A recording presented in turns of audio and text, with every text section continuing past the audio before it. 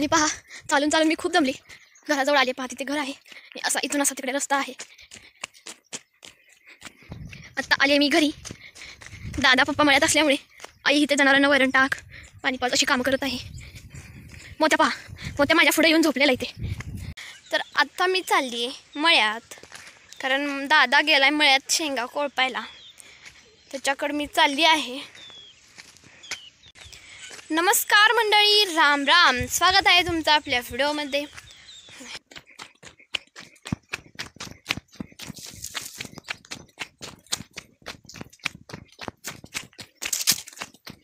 तर पहा आता मी पोचले मळ्यात आणि या आहेत आमच्या शेंगा.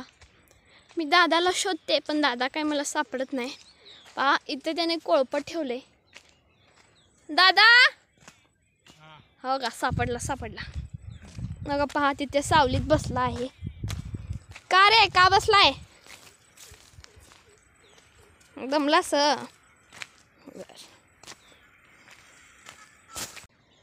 तर आता शेंगा कोळपून उन्हात दादा दमलाय. आता हे 10 मिनटं हा बसणार असा सावलीला. 10 काय 20 मिनटं, 20 काय अर्धा तास बसणार. मग आणि परत 10 मिनटे काम करणार. अशा आहेत आमच्या शेंगा.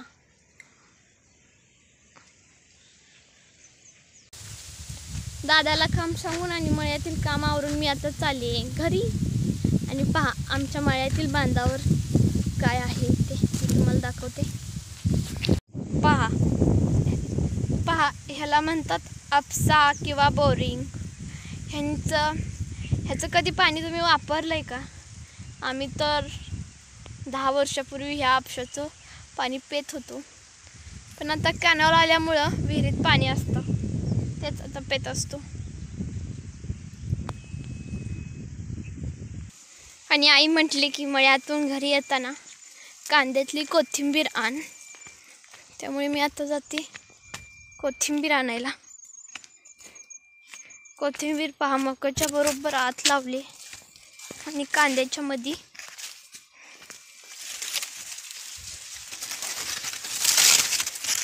तर मी पोचले आता कोथिंबीर पाशी. हे पहा कांदे कसले भारी आलेत. पाणी दिल्यावर तर ताजी झाली. पण इथली कोथिंबीर संपूर्ण संपल्यामुळं मला काही कोथिंबीरच सापडी नाही. पहा इथे थोडी सापडली, तीच तेवढी घेणार आता मी घरी जाणार. कारण खूप ऊन पडले, त्यामुळे मी आता थांबणार नाही राहणार जास्त वेळ.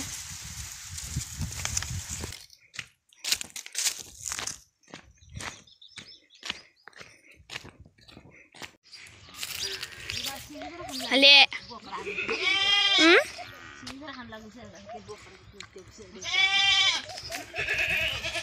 चल.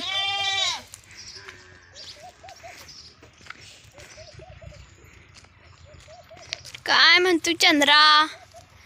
जायच्या बाहेर काढू थांबा. चंद्रा म्हणते मला की बाहेर काढ, गेट खोल.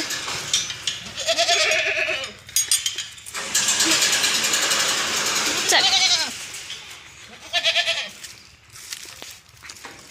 पहा किती घाबरते एकटी बाहेर यायला.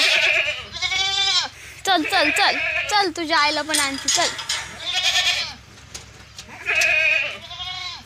ही पहा ही कसं धडपडते आता मला पण सोडते काय म्हणून.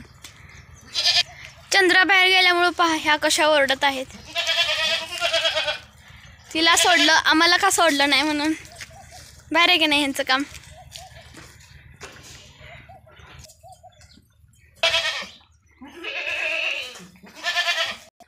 आणि पहा आता इथे एक घोळ झालेला आहे. चेरीचं झाड खूप मोठं आलतं, पण सुंदरीनं त्याचा शेंडा खाल्ला. त्यामुळे आता असा ड्रम घातला आहे त्याच्यावर. आता ते जनावरांच्या तोंडाला येणार नाही आणि हे झाड सेफ राहील. आणि ही पहा ही आमच्या फॅमिलीमध्ये नवीन मेंबर ॲड झालाय. ही पाडी आमच्या गावातील एका शेतकऱ्यांकडून पप्पांनी विकत आणले. आणि ह्याची किंमत ही पाडी पप्पांनी कितीला विकत आणली असेल कमेंट करून सांगा. तुम्हाला काय वाटतं की ही पाडी कितीला विकत आणली असेल पप्पांनी? पहा पाडी अशी आहे. हिच्या शरीरावरनं हिच्या रूपावरनं तुम्ही हिची किंमत ओळखू शकता. काय नाही, तुम्हाला जी किंमत वाटते ती तुम्ही नक्की कमेंट करून सांगा. आणि पहा सुंदरी तिथून गेटमधून सोडली. पहा इथे येऊन मका खाते. आजी इथं मका सोलत बसली. डायरेक्ट गेटमधून इथं आली. पहा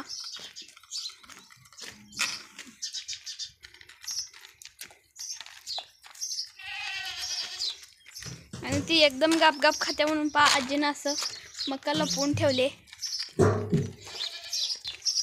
आणि आई आता संध्याकाळी जनावरांना खायला घालायची तयारी करते. अशा झाडाखाली कुंड्या ठेवलेल्या, आता ते शेडमध्ये ठेवायच्या आणि संध्याकाळी जनावरांना ह्याच्यात चारा घालायचा. आणि हे जे झाड दिसतंय ना तुम्हाला, ह्या झाडाची एक खास गोष्ट आणि ह्या झाडाची एक मी तुम्हाला खास गोष्ट सांगते. म्हणतात ना देव तारी त्याला कोण मारी, ह्या झाडाला बरोबर उपयोगी पडले. पहा ह्याच्यावर आहे नारळाचं झाड. पहा ह्याच्यावर आहे नारळाचं झाड. आणि हे झाड जेव्हा लहान होतं ना, तेव्हा ह्या नारळाच्या फांद्या किंवा नारळ पडून पहा ह्या झाडाच्या फांद्या 3 फांद्या मोडलेल्या मोठ्या मोठ्या. बघा इथे एक पहिली फांदी, नंतर इथे एक दुसरी फांदी, पहा इथे एक तिसरी फांदी, अशा 3 फांद्या या झाडाच्या मोडलेल्या. तरी पण हे झाड पहा जिवंत आहे. ह्या झाडाला देवतारी कोण, ह्या झाडाला पहा हे म्हण अगदी अचूक बसते. देवतारी त्याला कोण मारी. पहा आता किती मोठं झाड आलेलं आहे. आई ह्या झाडाचं नाव कोणतं ग? आणि म्हणतात की हे डोंगरी झाड आहे, म्हणजे डोंगर भागात लावले जाते म्हणून ह्याला डोंगरी झाड असे म्हणतात. आणि पहा आता आईने सुंदरी सोडल्यावर सगळ्या शेळ्या ओरडायला लागल्या म्हणून सगळ्या शेळ्या पण सोडल्या आणि त्या पण इथं आजीपाशी मका खायला आल्या. येऊ नकोस रे नागड्या. पहा सगळ्या शेळ्या अशा मका खायला आल्या. आणि पहा त्यांची मका खाऊन झाल्यावर आता घराशेजारी ह्या पळत सुटतात. जोपर्यंत दमत नाही ते तोपर्यंत ह्या अशा पळणार. कशाला मारते ग? जोपर्यंत पळत नाहीत ना तोपर्यंत ह्या अशा पळत राहणार. आणि जोपर्यंत दमत नाहीत ना त्या अशा घराभोवती गोल गोल एडा घालत पळत राहणार. पहा आणि पहा शेळ्या पुढं गप आणि पहा शेळ्या पुढं आणि आई त्यांच्या पाठीमागं.